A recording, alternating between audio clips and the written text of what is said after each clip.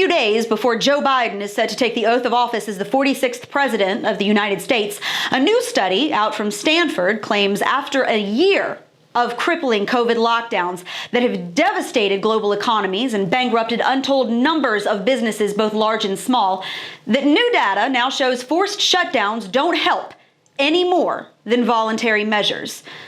Meanwhile, New York Governor Andrew Cuomo and Chicago Mayor Lori Lightfoot say restaurants, bars, and other businesses must immediately reopen, to save the economy.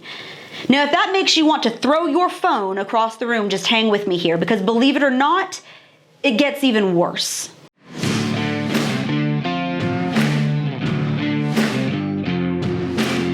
Nearly a year.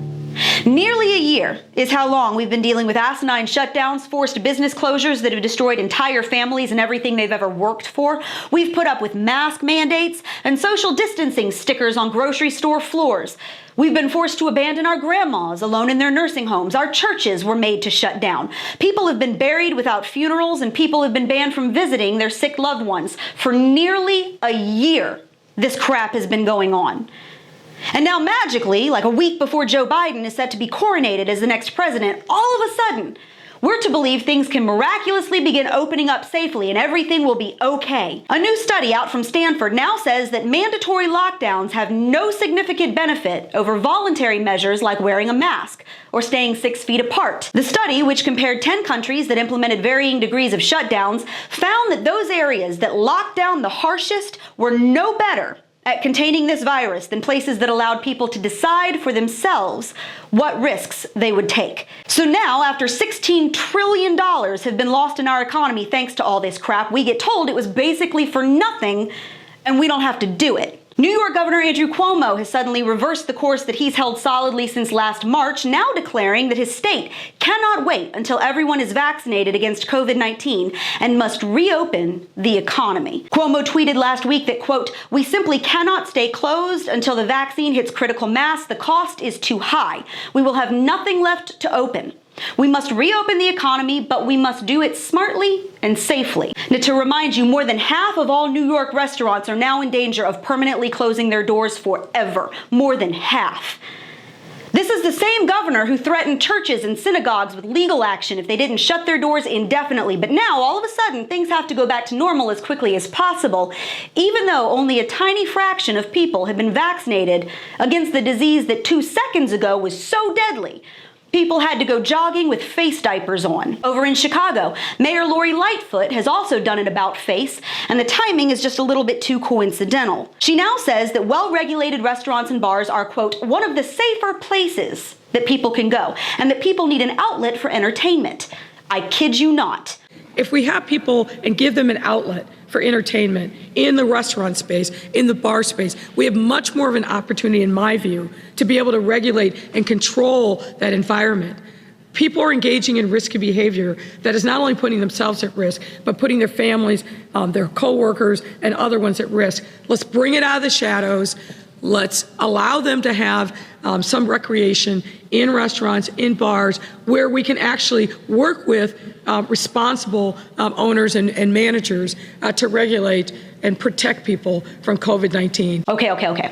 So about 5 minutes ago, and for the last 10 months, indoor dining, even at a limited capacity, was so dangerous that restaurants had to be shut down entirely for months. Many of them never reopened because they couldn't survive half a year with little to no income. They are gone.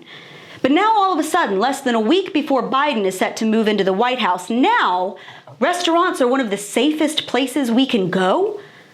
Now we need to open them as outlets to actually help keep us safer? Are you kidding me?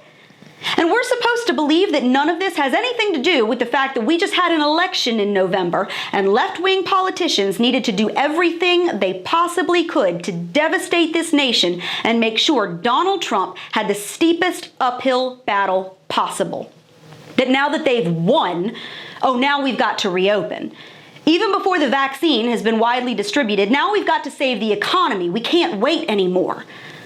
Do you remember the pushback that Trump and those of us on the right got when we made that same exact argument? We were called grandma killers, told we had blood on our hands, accused of putting money over people, and blamed as though we were personally responsible for murdering every single COVID victim because we're selfish capitalists who don't care about life. That's what we got for months. Florida and its governor were accused of murdering their own citizens because they didn't close restaurants. And now these same left-wing politicians who hyped shutdowns for months want us to forget all of that and get back to normal post-hasty because Trump's on his way out. They no longer have a need for a convenient pandemic, and Joe Biden needs to come out of all of this looking like the conquering hero, all hail. This was a political game from the get-go. The virus has always been real, but so has the lies from the left-wing politicians who exploited fear and sacrificed their own citizens to make sure Trump took every bit of the blame. This was a virus that was so deadly people had to vote by mail to make sure they didn't catch it, and we had to send out ballots like they were coupons for half-priced subs and not question whether they were going to the right place because COVID. But now that the election's over, we can go out and cram into a booth at Applebee's because suddenly it's safe again. They lied. They are going to keep lying. And they do not care if you are the one who has to pay the price for it. And many people did. And that's your Reality Check, America. Make sure you subscribe to our YouTube page, like us on Facebook and Twitter, and stay sane out there.